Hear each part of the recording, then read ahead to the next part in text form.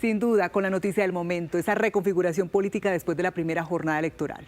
Una reconfiguración política, Daniela, que se está estableciendo en el país y seguramente varias campañas, observando los resultados que se presentaron ayer en las consultas interpartidistas y el Congreso de la República, están hablando con sus asesores y seguramente en las próximas semanas vamos a tener reuniones políticas para definir el futuro de la primera vuelta presidencial. Sí, señor. Vamos entonces a revisar cómo quedó entonces este mapa o cómo quedaron estos resultados, teniendo en cuenta el boletín 157 y la participación de más de 7 millones de colombianos que decidieron aceptar y participar en estas 3 consultas interpartidistas. Hay que señalar que en el 2022 participaron 12 millones, en el 2018 9 millones en las consultas, pero hay un factor diferencial y es que en el 2022 y 2018 estaban los candidatos líderes de las encuestas participando en las consultas. Bueno, la gran consulta por Colombia obtuvo 5.857.395 votos, de los cuales Paloma Valencia registra 3.236.286 votos, Juan Daniel Oviedo 1.255.510 votos, Juan Manuel Galán 327.765 votos, Juan Carlos Pinzón 297.646 votos. Y también aparece Vicky Dávila con 238.045 votos, el exalcalde Enrique Peñalosa con 162.434, Aníbal Gaviria con 149.091 votos y en el último lugar David Luna con 115.000 votos y Mauricio Cárdenas con 75.000 votos. Pues Colombia amanece hoy en materia política con una clara lucha entre el petrismo y el uribismo como grandes fuerzas de cara a estas elecciones presidenciales, pero también con la conformación del nuevo Congreso de la República. Sí, Daniel, en el caso de la consulta del Frente Amplio, el ganador fue Paloma Valencia, la opción presidencial del Centro Democrático, y hoy respaldada por un grupo político importante que la quiere llevar precisamente a la Casa de Nariño. Juan Carlos Mateos, usted tiene más detalles. Así es, Nicolás, y estimados televidentes, la gran consulta por Colombia se pronunció. Y hoy su candidata a la presidencia es Paloma Valencia, una mujer de las entrañas del uribismo, muy cercana al expresidente Álvaro Uribe, que con más de 3.200.000 votos se convirtió en la representante oficial de esa coalición que quiere llegar a Palacio el próximo 7 de agosto. Sin embargo, en su mensaje inicial a los colombianos, la candidata presidencial envió un mensaje en el que dejó planteados 2 puntos vitales para llegar allá, a la Casa de Nariño. Una convocatoria general a los colombianos para que sin distingo alguno apoyen su aspiración y llegar a ser la primera presidenta en la historia de Colombia. Los problemas que tenemos los colombianos los sufrimos los que estamos aquí y los sufren los que están allá. Los padecemos todos. Y no son problemas ni de izquierda ni de derecha. Son problemas que tienen que ser solucionados. Y por lo tanto convocamos a todas las fuerzas políticas de este país, a todos los partidos, a todos los ciudadanos, para que se unan a esta causa. Una causa que tiene por encima Colombia y el amor por todos los colombianos. Mujeres, después de 200 años, vamos a hacer historia. Estamos muy cerca de gobernar. Y les pido que me ayuden a ser la primera mujer presidenta de Colombia. Ser la primera presidenta de Colombia, y en medio de ese objetivo también tenemos que hablar de la gran revelación de estos comicios, de estas elecciones. Juan Daniel Oviedo, quien hoy amanece convertido en la gran revelación de las elecciones y podría convertirse incluso en la fórmula vicepresidencial de Paloma Valencia. ¿Tendría pretensiones para otro cargo de honor en Colombia? Aquí les contamos cuál es el panorama político para Juan Daniel Oviedo, el recordado exdirector del DANE. Con cerca de 1.250.000 votos, pese a no ser el ganador de la gran consulta por Colombia, Juan Daniel Oviedo se consolidó como el fenómeno electoral de esta contienda.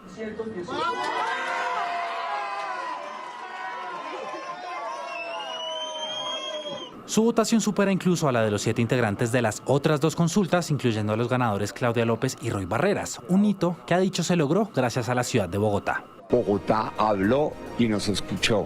Esta última semana fue una oportunidad para que Bogotá entendiera que más que prejuicios somos el resultado de una política que quiere hablar claro, que quiere escuchar, que quiere dejar de gritar, pero sobre todo que es capaz de reconocer lo bueno que pueda estar pasando en el país en este momento, no para cancelar, sino para hacerlo mejor.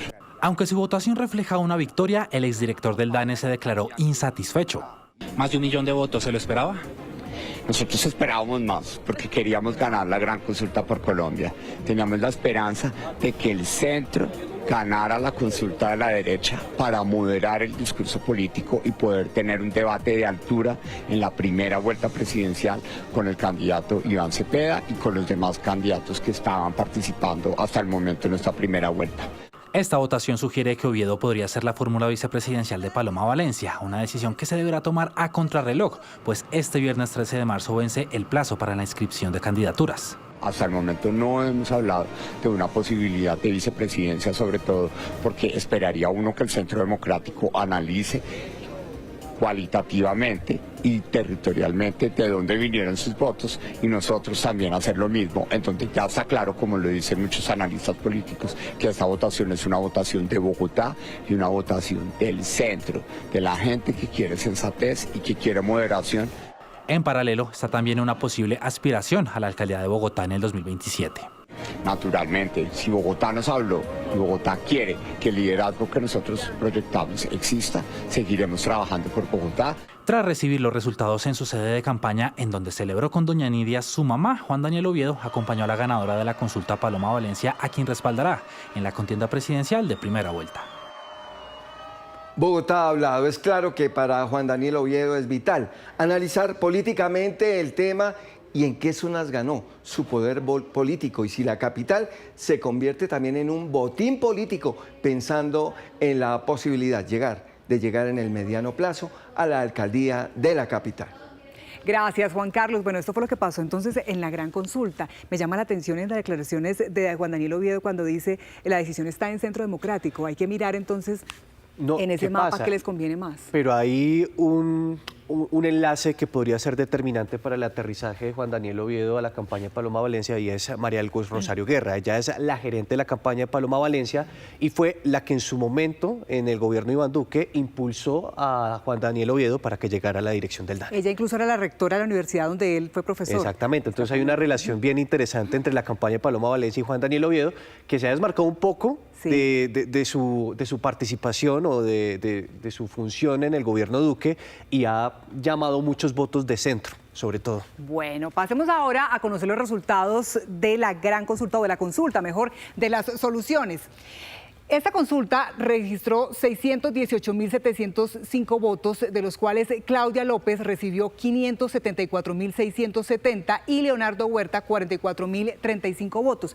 Nicolás, pero hay que recordar que Claudia López aspiraba a lograr más de 1 millón de votos. Entonces, ¿cómo entender esa victoria? Algo agridulce. Claro, es que usted recuerde que las últimas encuestas que midieron la participación de las consultas, de las 3 que estaban en juego, pues calculaba que Claudia López iba a estar con una participación mucho más importante de la que realmente obtuvo en las últimas horas. Ahora, lo cierto es que ella se plantea 2 escenarios políticos en este momento y que me llama poderosamente también la atención lo que señala ayer en sus declaraciones. Lo primero es que derrotaron la consulta de la corrupción señalando a Ruy Barreras y Daniel Quintero, pero lo segundo es lo que ha dicho sobre el uribismo y es que hay que derrotarlos en primera vuelta. Sí, señor, pues justamente con esta frase nos vamos a la nota de lo que ocurrió en los últimos minutos en la campaña de Claudia López. Claudia López fue recibida por sus simpatizantes y cercanos en medio de la euforia. Su discurso inició evaluando 2 escenarios. Les tengo una buena noticia y una mala noticia. ¿Cuál quieren primero? La buena noticia es que Leonardo Huerta y yo le ganamos a la consulta de la corrupción.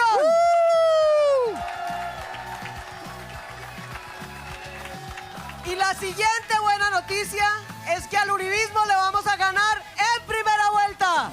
El tic-tac del reloj ya resuena con fuerza para la candidata, pues según sus estimaciones tiene 2 meses para conquistar a la ciudadanía, que según ella estaría en medio de varios discursos, y lo que ella quiere es derrotar al uribismo. Tenemos un poco más de 2 meses y medio de aquí a la primera vuelta para superar al uribismo, para ganarle al saboteo de las reformas sociales, para ganarle a la venganza desde el poder, para que Colombia se concentre en las soluciones de la gente, en los medicamentos de la salud, en la seguridad, en el precio de compra a los campesinos, en las becas de educación y trabajo para los jóvenes, en el sistema del cuidado para las mujeres. Su estrategia es seguir recorriendo Colombia y asegurando respaldos para posicionarse como la voz del centro político. Leonardo y yo le propusimos a Colombia enfocarnos en las soluciones, no en las venganzas, no en el saboteo a las reformas sociales, no en el pasado, no en la corrupción. Y ese mensaje ha recibido hoy el respaldo de los colombianos y arrancamos de segundos en el partidor de las consultas. Los dos, éramos 2 ciudadanos, 2 Davids contra 14 Goliaths. Esta noche reinició su campaña con 495.871 votos y dejó claro que este es un baño de realidad en donde la venganza no tendrá espacio en su campaña. 6 de la mañana, 14 minutos. Nicolás, revisemos ahora los números en la consulta El Frente por la Vida. Las cosas están así. Esta consulta recibió 595.978 votos, de los cuales Roy Barreras recibió 257.037 votos. Daniel Quintero, 227.379 votos. Edison Lucio Torres, a 43.000 votos. Marta Bernal, 40.373 votos. Y Héctor Pineda, 28.187, Daniela. Bueno, pues entonces el ganador de la consulta del Frente por la Vida fue Roy Barreras, con una votación muy inferior a lo que esperaba. Logró vencer a Daniel Quintero en lo que él llama la opción del progresismo. Abajo y en el centro. Para Roy Barreras, el responsable de no alcanzar ni siquiera el 500.000 de votos en la consulta del Frente por la Vida fue el propio presidente Petro.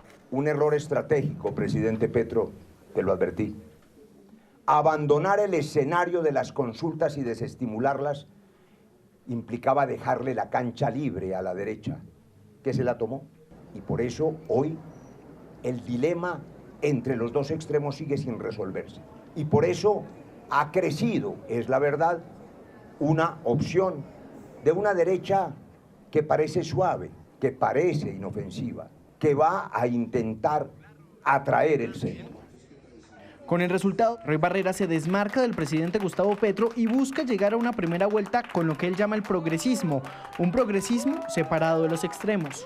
Fue un error evidente haber abandonado la cancha, pero en la primera vuelta nadie podrá abandonar la cancha.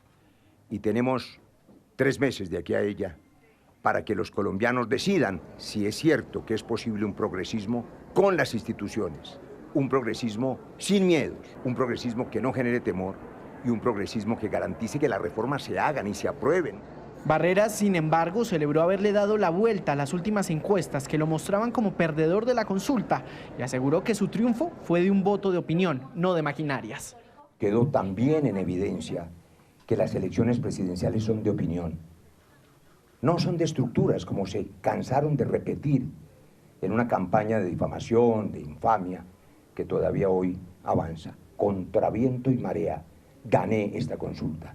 Contra viento y marea le construiré una alternativa a Colombia de centro que permita que no caigamos en extremos. Daniel Quintero, quien quedó de segundo en esta consulta, dijo desde Medellín que el gran ganador es el Pacto Histórico y Gustavo Petro. Quiero felicitar a Roy por su triunfo. Lo acompañaré como ordena la ley. Espero que nos lleve a un proceso de unidad. El ganador de esta consulta, hay que decirlo de forma clara, es el presidente Petro y el Pacto Histórico. Pueden contar conmigo. Mi objetivo será siempre el mismo. El ganador de esta consulta descartó que Daniel Quintero, segundo en la votación, fuera su fórmula vicepresidencial.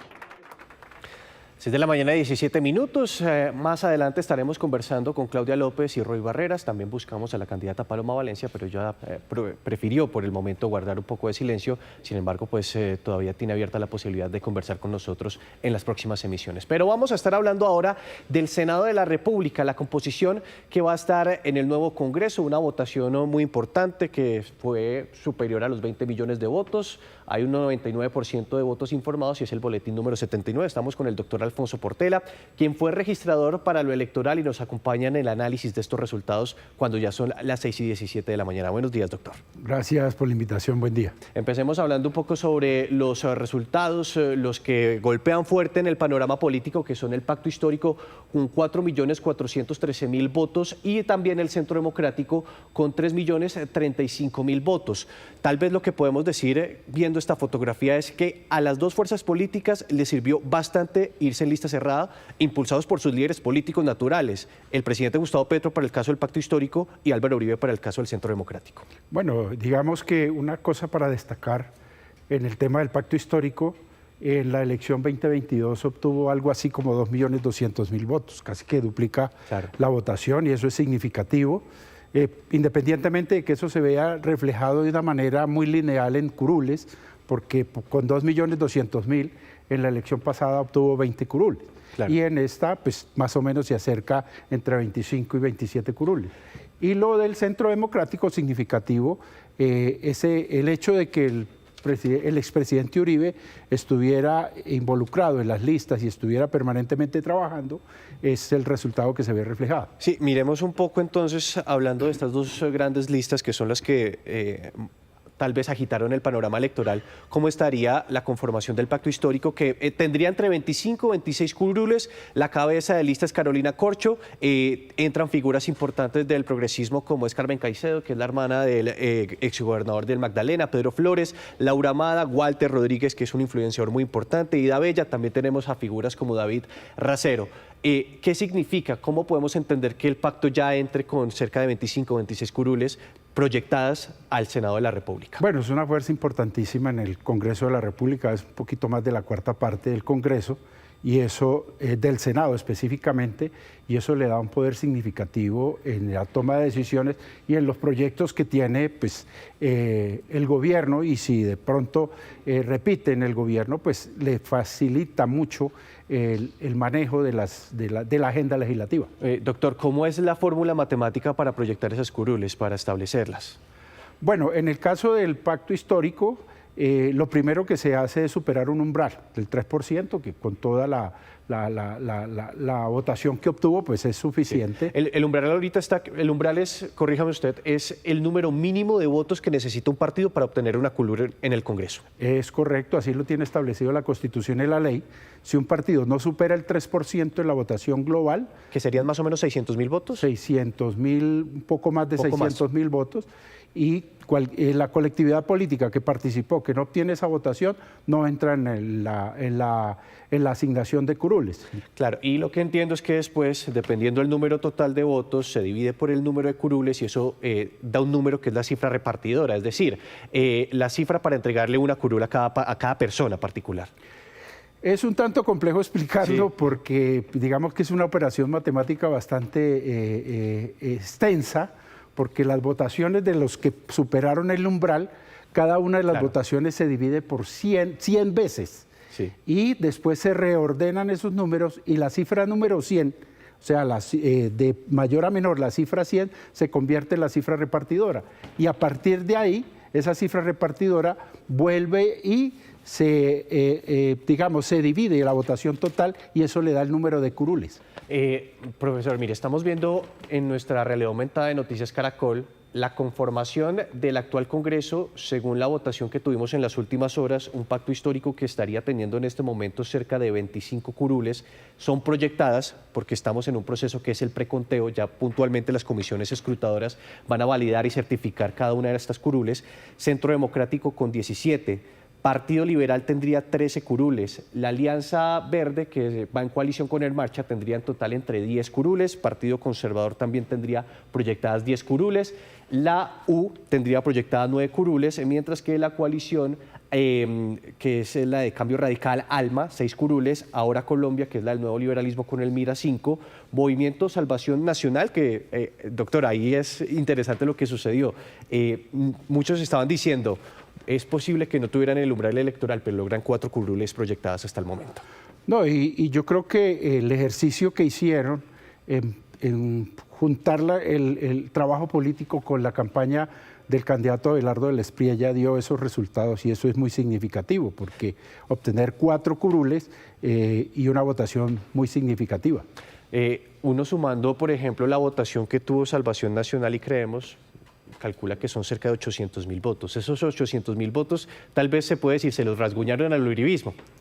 Sí, claro. En el caso de Creemos específicamente, yo creo que esos votos debieron haber estado en el Centro Democrático. Claro, porque es que, imagínense, son en este momento las 17 curules que tiene proyectadas el Centro Democrático, empezando por su cabeza de lista Andrés Forero, Rafael Nieto, Claudia Zuleta, Hernán Cadavid, y terminando en Sandra Bernal, que es una importante política del departamento de Boyacá, pero se quedan figuras importantes como José Carreño, Marelén Castillo y el mismo presidente Uribe. Es decir, si esas 800.000 curules estuvieran en las arcas del Centro Democrático, posiblemente hubieran llegado a un poco más de 20 curules.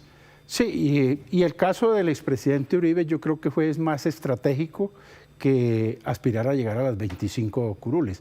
Eso es un ejercicio que él hace precisamente para poder, digamos, jalonar toda la votación que tiene el Centro Democrático y especialmente el ejercicio que hizo con cámaras. Si usted observa las listas, muchos de los que se daban por candidatos al Senado los pusieron a jalonar las cámaras. Doctor, miremos nuevamente el wall de Noticias Caracol con los resultados que tuvimos ayer para el Congreso de la República, porque me gustaría hacerle una pregunta nuevamente a usted sobre la importancia de los partidos progresistas o de origen liberal, como es el Partido Liberal, como es el caso de la Alianza Verde, como es el caso de la U, como es el caso incluso del Nuevo Liberalismo, que tienen una votación importante. Y yo lo que digo, viendo esta fotografía, es lo siguiente: sí, el Centro Democrático tuvo una votación importante que es por el orden de 3 millones, pero el Partido Liberal, la Alianza Verde, ahora Colombia, el Partido de la U, que son de origen liberal, también una votación importante. Es decir, el progresismo va a ser determinante en el nuevo Congreso de la República y sobre todo los partidos tradicionales. Bueno, yo creo que si miramos los números y de una manera muy rígida, quedó muy equilibrado el tema en el Congreso de la República. Digamos, si lo miramos de izquierda a derecha, podríamos decir que eso está 51, 52, 49, 51, 48, 52. Entonces yo creo que el equilibrio está dado en el Senado de la República, pero eso de alguna manera va a complicar mucho la decisión en materia de la legislatura. Y sabe que estaban analizando ayer nuestros panelistas que seguramente partidos como el Conservador, Liberales, la U y los Verdes se cotizan al alza para hacer coaliciones y eso dar gobernabilidad en el Congreso de la República. Yo creo que todos, inclusive miremos por ejemplo el caso de Salvación Nacional, 4 curules son significativas. Doctor Portela, una última pregunta tiene que ver con los quemados, los partidos que no alcanzaron el umbral electoral, que no superaron esos 600.000 votos. ¿Esto qué significa en política? Bueno, yo creo que, por ejemplo, un gran perdedor, ¿sí? Es el alcalde de Medellín, Fico Gutiérrez. El Frente Amplio de Roy Barreras también es un gran perdedor. El exministro Cristo también.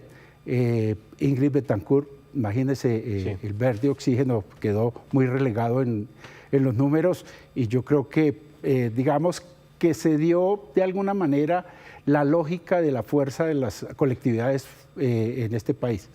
Sí, doctor, que un partido no alcance el umbral electoral, ¿qué significa? ¿Pierde su personería jurídica? Sí. O sea, desaparece como partido. Es una regla que tiene establecida la Constitución, que el partido que en el ejercicio electoral no logre superar ese 3%, inmediatamente puede perder la personería jurídica. Pero hay que tener en cuenta eso, Nicolás.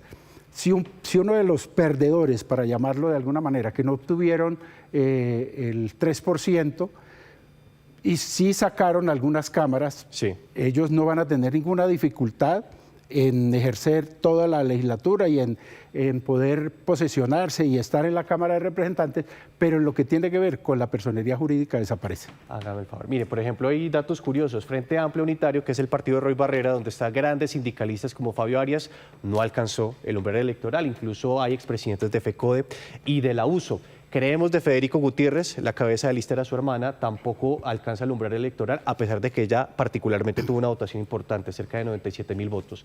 Y una curiosidad, Fuerza Ciudadana, que es el partido de Caicedo y donde están los candidatos de comunes, también no alcanza el umbral electoral. Se nota que en materia de Senado, Fuerza Ciudadana ahí sí, como dije, perdió mucha fuerza, porque en el ejercicio anterior estuvo muy cerca de obtener el umbral y obtuvo una votación superior a los 390.000 votos, casi 400.000 votos, y en esta ocasión solo 114.000. Y un dato que me llama poderosamente la atención, a pesar de que a Oviedo le va muy bien en su aspiración en la consulta por Colombia, pues lastimosamente en sus listas no tiene mucha fuerza, tanto en el Senado como en la Cámara de Representantes. Y algo que también sucede es con Verde Oxígeno, que avaló a distintos candidatos, como es el caso de Juan Carlos Pinzón y Enrique Peñalosa, tampoco alcanza el umbral electoral. Es la fotografía que tenemos hasta el momento política. No, y en el caso de Oxígeno, al final del ejercicio, casi cerrando la campaña, tuvo esa deserción de Sofía Gaviria, en fin, eso lo afectó muchísimo. Bueno, pues doctor Portela, seguramente se agita el tablero electoral, los partidos políticos estarán analizando sus fichas, estarán analizando sus movimientos políticos, sobre todo para establecer o intentar establecer una mayoría en el próximo Congreso. Muchas gracias. Empezó la campaña propiamente, la campaña presidencial. Estos números son importantísimos porque a partir de estas cifras es que la campaña presidencial toma una forma distinta a lo que venía. Bueno, muchas gracias, doctor. Gracias por la invitación. Gracias, a Nico y al doctor Portela, por supuesto. 6 de la mañana, 28 minutos. Y a propósito de la jornada electoral, la Misión de Observación Electoral y otros organismos que hicieron seguimiento a este proceso en Colombia entregaron un balance de esta jornada, destacaron la transparencia de esta cita con la democracia. Camila Olaya, cuéntanos del balance. Buen día. Daniela, la misión de observación internacional de Naciones Unidas destacó como impecable el sistema electoral colombiano durante estas elecciones legislativas y consultas interpartidistas. La organización también informó que estos comicios tuvieron una red de vigilancia robusto, sobre todo con el despliegue de más de 400 delegados y observadores en todo el territorio nacional, y a esto se suma más de 1 millón de testigos electorales que estuvieron durante los puestos de votación. Además, la MOE informó que su sistema de observación tuvo presencia internacional en 38 ciudades y 17 países para vigilar este sistema y sobre todo esta jornada electoral. Pese a las situaciones de alteración del orden público, hicieron un llamado a entidades nacionales y territoriales. Escuchemos. El principal hallazgo destaca que en el 20% de las mesas observadas fue necesario aplicar el procedimiento de nivelación de mesa durante el conteo de votos, un porcentaje superior al de ciclos electorales anteriores, lo que evidencia la necesidad de fortalecer la capacitación de jurados en lo relacionado con la custodia de la urna, el control de las tarjetas y el adecuado registro de los votantes. Durante esta fase también se registraron incidentes de seguridad en Valle del Cauca y Meta, que obligaron a suspender temporalmente a 2 escrutinios de mesa. Finalmente, a partir del balance presentado, la MOE reitera el llamado a las autoridades electorales, organizaciones políticas y ciudadanía a continuar fortaleciendo las garantías de transparencia, integridad y confianza en los procesos electorales que se avecinan. Y mire, organizaciones de derechos humanos internacionales también hicieron presencia en esta oportunidad. Desde el puesto de mando unificado de Bogotá, el representante del Alto Comisionado de la ONU se refirió a esta jornada electoral. Recibimos información de algunos enfrentamientos entre grupos armados no estatales en algunas veredas de Magdalena, sur de Bolívar y Valle de Cauca, y ataques de los grupos armados no estatales contra la fuerza pública en veredas de Antioquia, Meta y Valle del Cauca. Felicitamos a los miles de ciudadanas y ciudadanos que participaron como jurados, testigos y observadores electorales que hicieron posible estos comicios.